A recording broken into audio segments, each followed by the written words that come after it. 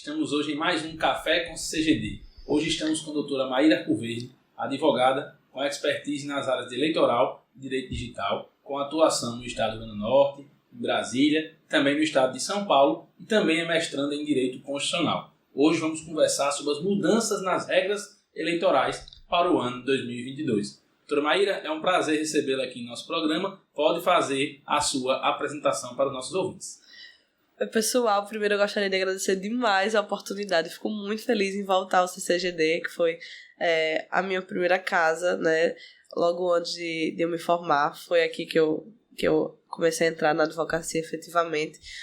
Fico muito grata pelo convite e é muito interessante nós tocarmos sobre esse tema, porque 2022 é um ano eleitoral, é um ano em que nós estamos diante de uma eleição majoritária, ou seja, nós vamos ter eleições para governador, eleição para presidente, para o Senado, deputado federal, deputado estadual. Então, as alterações legislativas, as alterações das resoluções, elas são muito importantes, né?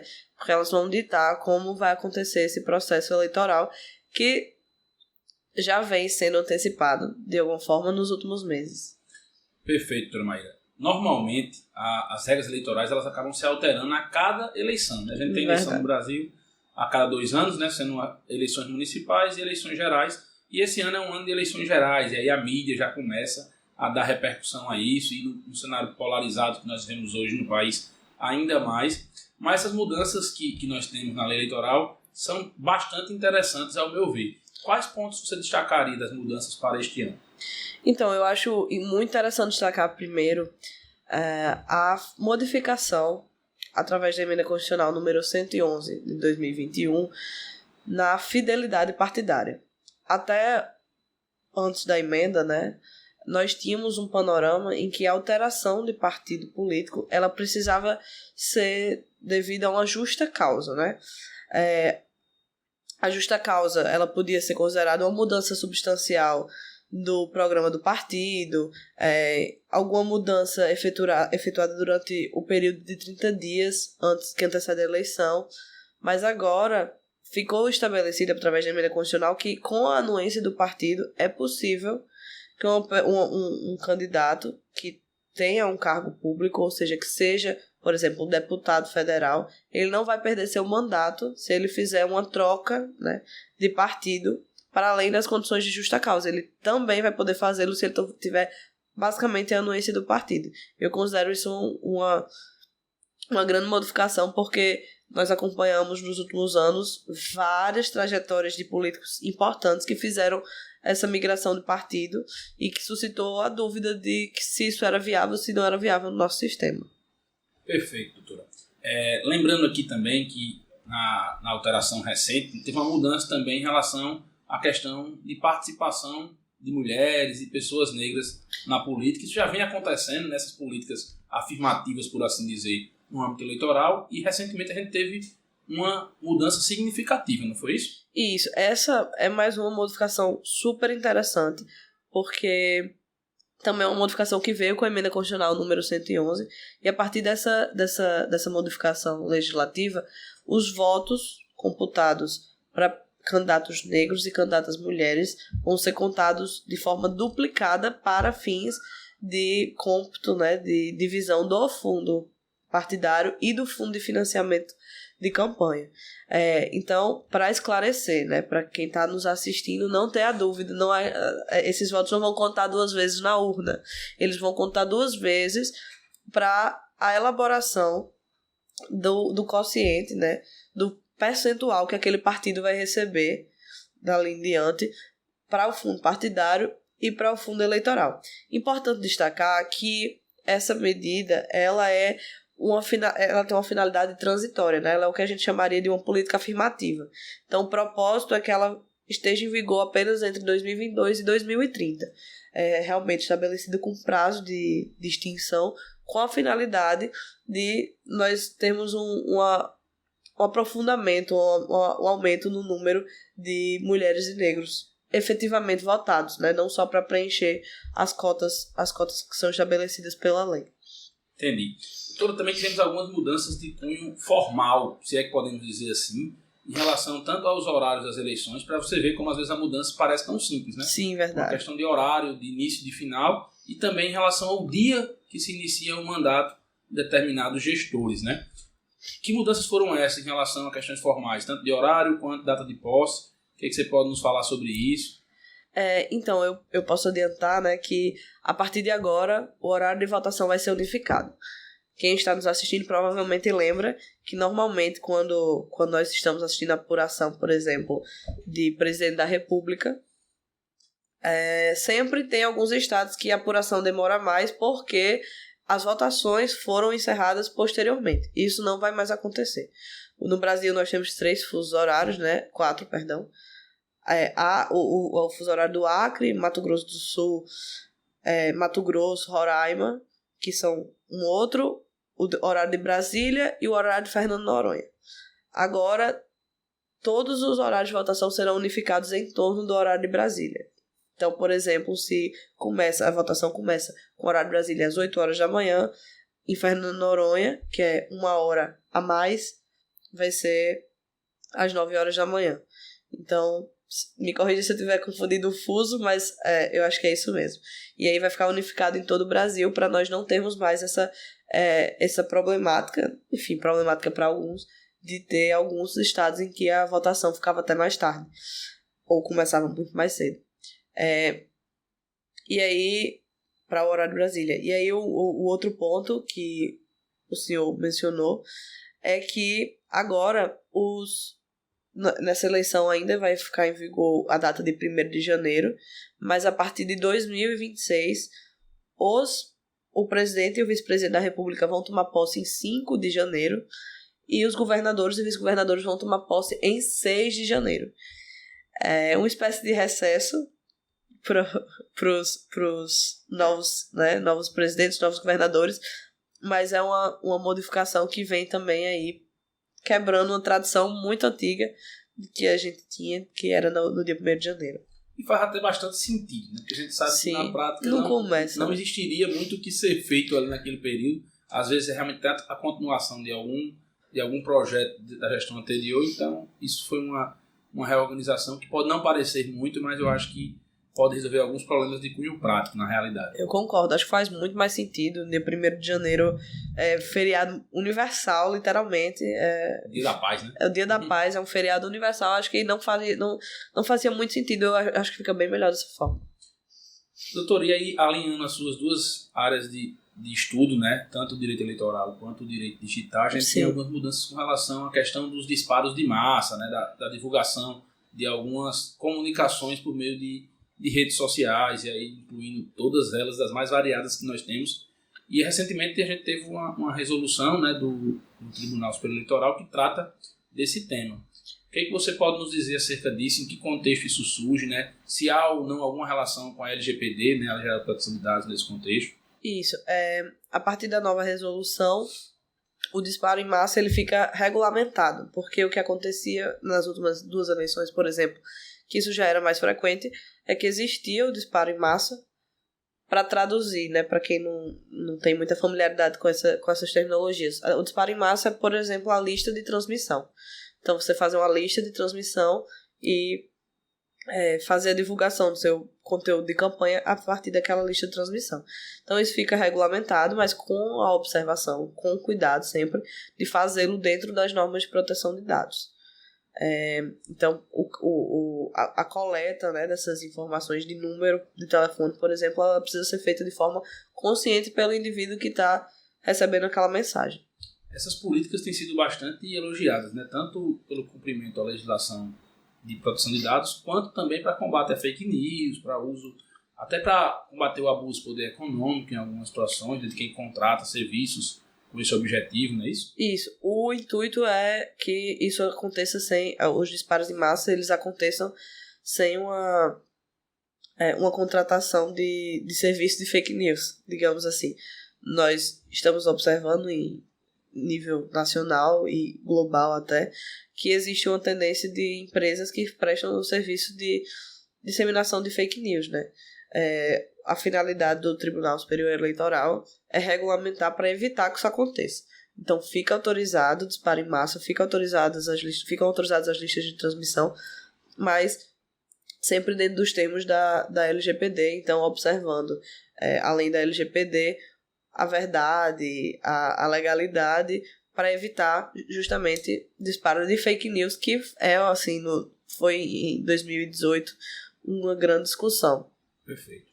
Eu acho que talvez a maior alteração, né, dessas leis eleitorais, por isso é mais debatida, muitas vezes ainda nem entendida, são as famosas federações partidárias. Sim, né? Hoje, com certeza. Já vigentes, né? Inclusive já teve alteração, a gente estava aqui no off-record, né, conversando sobre isso, já teve a alteração da alteração, mas o que você pode nos trazer acerca das federações partidárias? Será que elas realmente vão fazer a diferença no jogo eleitoral para esse ano? Talvez para esse ano ainda não, mas para os próximos. Como é que você visualiza isso? Como é que você vislumbra esse cenário? Primeiro, eu gostaria de esclarecer para o pessoal que está em casa nos assistindo, ou em qualquer lugar, no carro. No carro não é tão legal, porque se for só escutando, não pode se assistir. Mas a federação partidária é diferente do conceito de coligação. Na federação partidária, 2 ou mais partidos políticos eles vão se reunir para, a partir do registro perante o TSE, atuar como se fosse uma única agremiação partidária. Então, por exemplo, existem rumores, né, de que o PT e o PCdoB estão para fazer uma federação partidária. Os partidos eles vão ficar integrados como se fosse uma agremiação partidária só. Isso envolve todos os aspectos todos os aspectos da lei com relação ao partido. Então, por exemplo, para a divisão do fundo partidário, para a divisão do fundo eleitoral, fica estabelecido que os partidos eles precisam ficar reunidos dessa forma por pelo menos 4 anos. E a federação ela só pode ser constituída por partidos que efetivamente já têm registro do TSE. Então, Maíra, o partido político da Gaviões da Fiel, que está tramitando no TSE para ser efetivado. Esse eu nem sabia que tinha. Tá em trâmite no TSE. Pode fazer uma federação com o PV, por exemplo? Não pode. Precisam ser partidos que efetivamente já estejam registrados no TSE. E as federações elas vão poder ser constituídas no ano 2022 até 31 de maio. Que foi a alteração que nós comentamos off-record. Ainda dá para fazer. Quando o programa sair, ainda vai dar para fazer. Exatamente. Quando o programa sair, ainda vai dar para fazer. E aí as federações elas vão ter abrangência nacional. Diferente do conceito de coligação que pode ser local, a federação ela vai ter abrangência em todo o território nacional, porque o propósito da federação sendo assim, falando realmente do propósito da coisa, né? O propósito da federação é que nós tenhamos um alinhamento ideológico, que é a finalidade do partido político. No Brasil nós temos um número muito grande de partidos, né, como é sabido, e o propósito da federação é que o eleitor ele tenha uma noção maior do alinhamento político daquela federação partidária. Então, por isso o propósito é que eles passem pelo menos 4 anos juntos, não pode separar todo ano, como bem entender. E aí, não pode também ficar mudando, por exemplo, um partido, enfim, com ideologia diametralmente oposta a outro, coligar aqui e não coligar no Amapá. Então, coligar não, federar. Aqui não federa no Amapá, então federação é para todo o território nacional. Interessante demais isso, né? Primeiro, fazendo um adendo aqui durante a nossa entrevista, agradecer ao professor Mário Vitor, que vai ter muito trabalho para editar esse programa, considerando o dia chuvoso que nós estamos tendo aqui. Então a Vox vai ter um trabalho de edição forte, porque teve um trovão aqui que eu achei que ia acabar com a cidade agora, enquanto a gente chovendo demais hoje, viu? Mas, em relação às federações, né, e por isso que eu fiz essa ressalva de será que ela vai vingar no sentido de ser muito utilizada para essa eleição de 2022 já, ou talvez para as próximas eleições, porque, primeiro, ser uma federação que tem uma abrangência nacional é muito difícil, porque a realidade dos estados muda muito, né? Muda muito. E outra coisa, assumir um compromisso de por 4 anos continuarem reunidos. Então é outro compromisso bastante, vamos dizer assim, severo. Você se compromete por pelo menos 2 eleições. Pelo menos. Exatamente. E a gente sabe que isso não é fácil, né? A política ela muda muito rapidamente, ela é muito fluida, e com certeza esses serão impasses que serão levados em considerações com fins de formar ou não as federações partidárias, como a gente está vendo, mas vamos ver aí ao longo do ano como é que esse cenário se desenvolve. E aí, indo para a parte do recurso financeiro, né?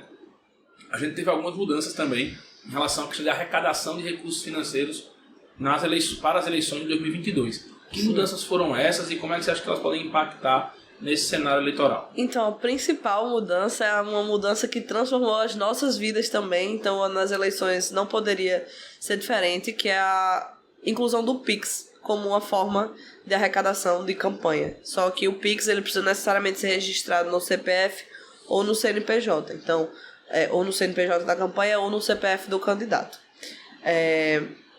Então, assim, só para esclarecer, a gente não precisa entrar muito nessa discussão, mas a conta fica vinculada ao CNPJ do candidato, mas ele também pode colocar o CPF como o Pix dele.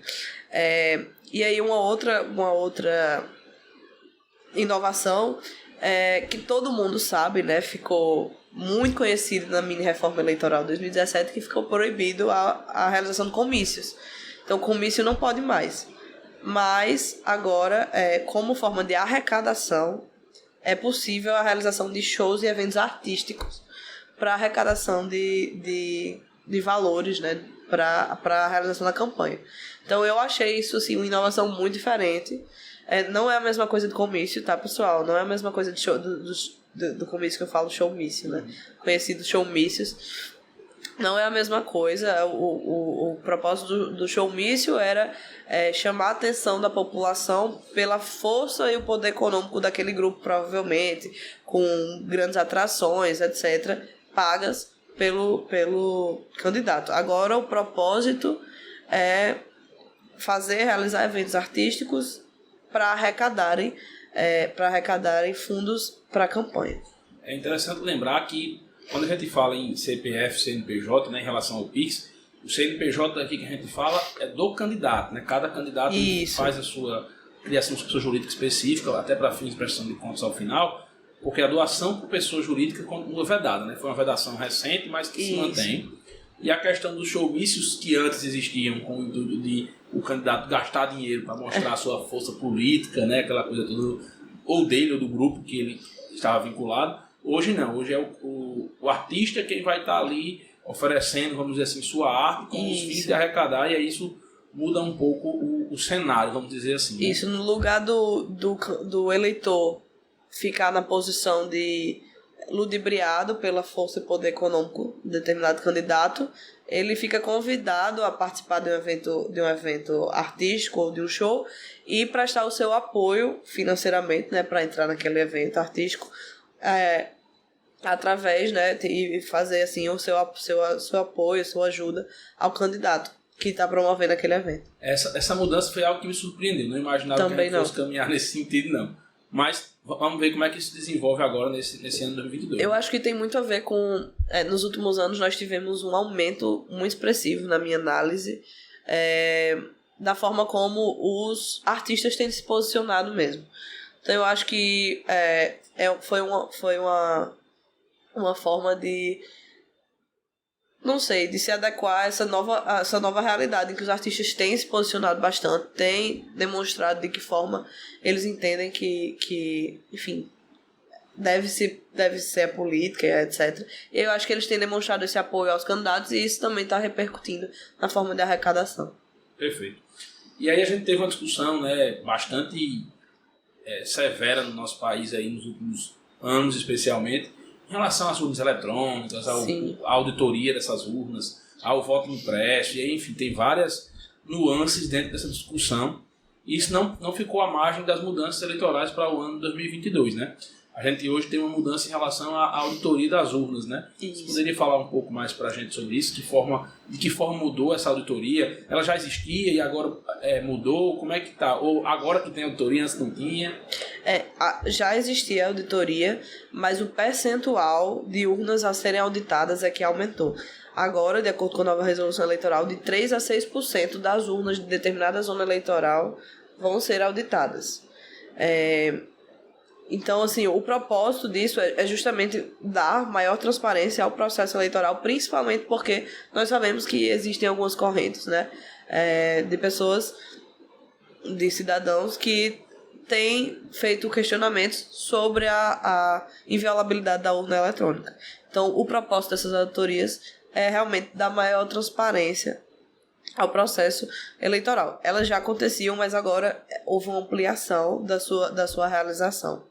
Eu lembrei, sempre que falam das auditorias de urnas e de eleições, etc., eu me lembro de uma história folclórica, né, aqui no estado do Rio Grande do Norte, não sei nem se é verdade, se não é, mas é folclórica aqui de um candidato que não fazia parte, vamos dizer assim, do meio político, que se candidatou a prefeito de um município específico, e lá tinha já o famoso coronelismo, né? Então tinha um cidadão que era prefeito lá, desde que o mundo era mundo, e a família dele, etc., aquela coisa toda, e em dado momento esse cidadão, que não fazia parte do jogo político, se candidatou. Sim. E aí quando foi derrotado nas urnas, e aí ele pediu para fazer a conferência, nas urnas que na verdade eram o voto impresso ainda, né? Foi fazer a conferência, e aí na zona eleitoral, onde ele votava, a mulher dele votava, os filhos dele votavam, não tinha nenhum voto para ele. Aí ele foi falar com o coronel e disse, amigo, como é que pode? Ele disse, não, se você acha que o melhor para o município sou eu, então não tenho culpa. Ou seja, nem ele votou nele mesmo, segundo o coronel da história lá. E aí, assim, essa auditagem, né, esses questionamentos com relação à legislação, ao sistema político brasileiro, ela sempre existiu, né? Desde os votos impressos. Quando foi para a urna, a gente teve um pouco mais de confiabilidade no sistema. Mais recentemente começou realmente a haver questionamentos, inclusive pelas questões tecnológicas que foram se desenvolvendo. E eu acho que o que a gente pode estipular aqui é de quanto mais seguro e quanto mais confiável for, melhor para o sistema, né? Com certeza. E assim, o TSE também estabeleceu na resolução 23669 que os boletins de urna e as tabelas de correspondência, elas vão ficar compartilhadas no site do tribunal, como elas já ficavam, mas a partir de agora em um prazo ainda menor. No máximo até 3 dias. Doutora Maíra, já aqui a guisa de conclusão, o que você nos traz de considerações finais para o que a gente pode esperar para essas eleições de 2022? Essas mudanças vão ter algum impacto realmente ou não? E como é que a gente pode se preparar para isso? O que você me diz sobre o assunto? Então, eu acho que a principal, o senhor bem falou, né, a principal alteração que nós tivemos para essas eleições são as federações partidárias. Em 2022, eu acho que nós não vamos ter ainda um raio-x de como elas vão impactar o nosso processo político, o nosso processo eleitoral, mas eu acredito bastante que se a moda pegar de verdade, ela vai alterar significativamente a forma como os partidos políticos eles se ajustam. Então, vamos esperar para ver se de fato vai haver alguma modificação significativa. O segundo ponto é que eu acho que a acessibilidade do TSE às demandas populares é um fato. Né? Essa resposta veio na minha análise pelas resoluções. Então, o acesso ao boletim de urna, né? O aumento do percentual de urnas auditadas, tudo isso, para mim, é uma resposta da realidade que hoje se discute, dos questionamentos que são levados à discussão no âmbito político. E, além disso, o PIX, para mim, assim, o PIX e o show, essas modificações da possibilidade de arrecadação de campanha, eu confesso que foram o que mais me surpreendeu. Porque a postura do TSE costuma ser mais rígida, né, nesse sentido de arrecadação, nós bem sabemos. Então, assim, eu me surpreendi, eu achei interessante. Eu acho que facilita para o cidadão comum que quer fazer uma doação de campanha. Por exemplo, o PIX, acho que facilita para as pessoas que não estão envolvidas dentro dos centros partidários, do ambiente político no geral. E eu achei muito interessante a ideia de trazer o show, né, como um instrumento de arrecadação partidária, mas eu estou curiosa para ver como isso vai acontecer na prática. Estou bastante curiosa. Nós sabemos que principalmente no âmbito de presidência da República, né, existem discussões muito acirradas entre artistas de ambos os lados. Então tô ansiosa para ver como isso vai se desenrolar, se é algo que também vai pegar. Perfeito. Quer fazer mais alguma consideração final para os nossos ouvintes? Eu gostaria de agradecer mais uma vez, dizer que quem estiver nos assistindo hoje, por favor, continue assistindo sempre, porque o CCGD sempre traz pautas extremamente importantes, seja no direito público, seja no direito privado. Eu, particularmente, assisto sempre, escuto sempre. Então, agradeço mais uma vez. Acho que esse tema é super interessante.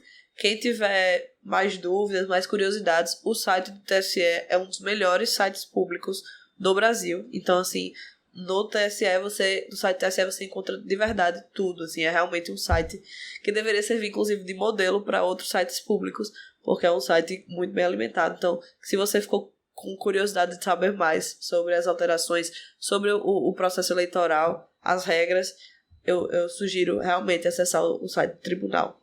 Perfeito, doutora Maíra. E conhecer as regras é o que permite a gente exercer, né, o nosso direito de cidadão. Com Então, certeza. o dever de cidadania que nós temos faz parte disso também. A gente tem que conhecer as regras do jogo para poder atuar nesse cenário. Agradeço mais uma vez, doutora Maíra, pela oportunidade de conversarmos. Agradeço também a Vox, ao professor Marovito, que está aí nos cuidados técnicos. E agradecer a você, nossa ouvinte que está aqui conosco. E pedir mais uma vez, né, que sigam-nos nas redes sociais, curta esse vídeo, deixe seu comentário, deixa seu like aí. E continuamos aqui à disposição para debater este e outros temas tão relevantes. Forte abraço e até a próxima. Tchau, tchau.